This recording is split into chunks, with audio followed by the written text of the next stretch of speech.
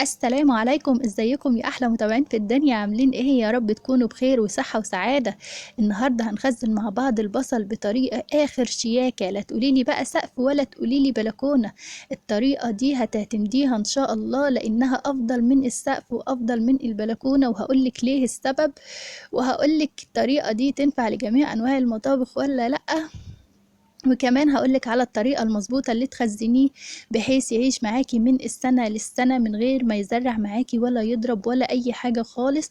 وهقولك لو لا قدر الله طال البصل منك مية أثناء التخزين هتعملي فيه ايه.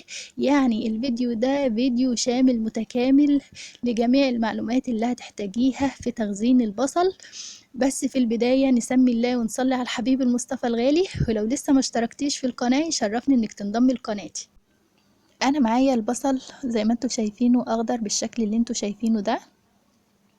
انا جبته اخضر، مرضتش اجيبه ناشف زي كل سنة علشان ابتديلكوا الفيديو من البداية، طريقة التخزين من البداية للناس اللي بتحب تجيبه اخضر لسه.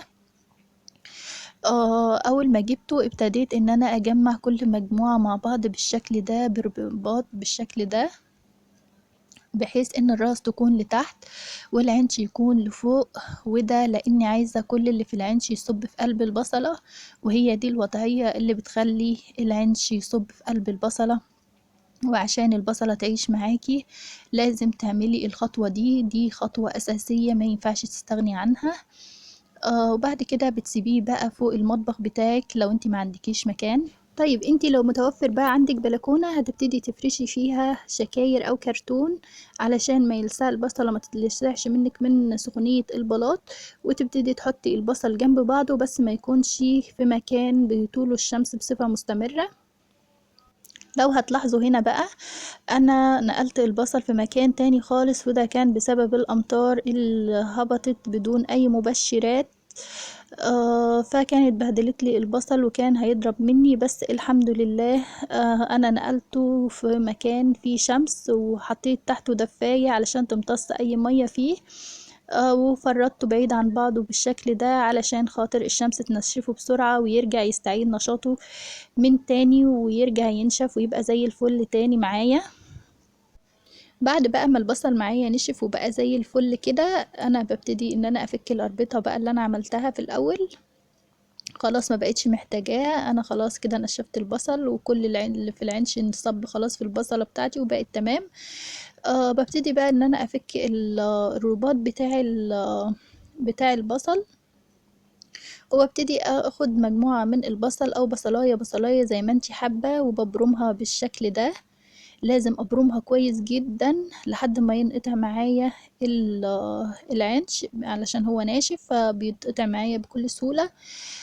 طيب انا لو حسيت ان الامر صعب بالنسبة لي فانا ببتدي ان انا ابرمه. برضو لازم البرمة دي يا جماعة عشان ايه؟ علشان البرمة دي اللي بتخلي العنش من فوق بعد القطع يكون مقفول، عنش البصلة من فوق يكون مقفول كويس، وبالتالي ما يدخلش البصلة اي رطوبة. انا هنا هستخدم المقص بس بعد ما برمتها كويس جدا عشان زي ما قلتلك العنش من فوق يكون مقفول وبالتالي ما يدخلش البصلة اي رطوبة.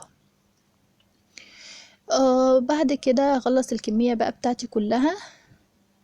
بعد خلاص ما خلصت الكمية بتاعتي وشلت كل العنش اللي موجود في البصل، هبتدي بقى اقولك ايه البصلة اللي انتي تختاريها. دي مجموعة من البصل الاحمر، انا جبتها بس شوية كده على قد السلطة، حبيت اوريك ازاي تختاري البصلة بتاعتك لو انتي بتحبيه تجيبيه ناشف.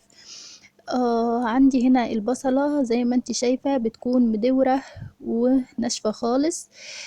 بيسموها عندنا في الريف مزلطة، بتكون ناشفة خالص وحوالين العنش بيكون ناشف والعنش بتاعها ما بيكونش في اي مية خالص. لازم أن يكون صب كل اللي فيه في قلب البصلة وتكون ناشفة بالشكل دوت، وزي ما قلتلك تكون مدورة ومزلطة زي ما بيقولوا يعني.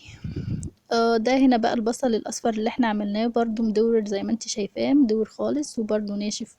البصلة ناشفة معايا خالص زي ما انت شايفة اهي. كده خلاص البصل بتاعي بقى جاهز للتخزين. حبيت اوريكي كام واحدة مفيهاش ما شاء الله اي حاجة خالص. والعنش من فوق زي ما انت شايفة مبروم خالص اهو وقافل علشان ما يدخلوش اي رطوبة. بعد كده ببتدي بقى افرز البصل بتاعي، لازم اتاكد ان القشره بتاعته كويسه جدا من بره، وهتكه كده حوالين العنش الاقيه ناشف وزي الفل. دي كده خلاص، دي البصله اللي انا هخزنها هتعيش معايا. واي بصله هلاقي فيها لا قدر الله اي مشكله هسيبها، دي هستخدمها الاول. فانا هبتدي افرز البصل بالشكل اللي انتوا شايفينه، وبضغط حوالين العنش كويس جدا اتاكد ان مفيش فيها اي عيب. هبتدي بقى اجيب لكم بصلايه كده فيها عيب. دي اهي، بصي العنش طري شوية من حوالين اللي بتاع دي كده مش هتعيش معايا. دي بركنها على جنب بستخدمها الاول. بعد كده بقى انا نضفت فوق المطبخ بتاعي اهو بالشكل اللي انتوا شايفينه بقى تمام زي الفل. بعد كده هبتدي بقى اخزن البصل بتاعي بحيث يكون راسه لتحت والعنش بتاعه لفوق بالشكل دوت. انا حطيت الاحمر الاول وبعد كده الاصفر. في ناس بترش مبيدات حشرية تحت البصل، صراحة انا ما امنش ابدا ان انا احط حاجة انا باكلها فوق مبيد حشري. زائد الناس اللي بتحط دي بيكون حاطين في اماكن ممكن يتكون فيها الحشرات. لكن انا بخزن فوق المطبخ الالمونتال، والمطبخ الالمونتال من مميزاته انه غير قابل لامتصاص الرطوبة واقل عرضة لتكون الحشرات، وبالتالي بيكون افضل بيئة لتخزين البصل. يعني دي بتكون افضل بيئة لتخزين البصل. لان البصل اللي بيبوظه هي الرطوبة. اما بالنسبة للمطابخ الخشب فانا منصحش بالتخزين فوقها لانها بتمتص الرطوبة وبتكون عرضة لتكون الحشرات. يا ريت بقى اكون فدتك باكبر قدر من المعلومات في تخزين البصل.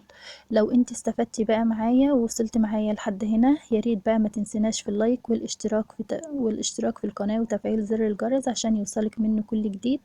واسيبكم في رعاية الله.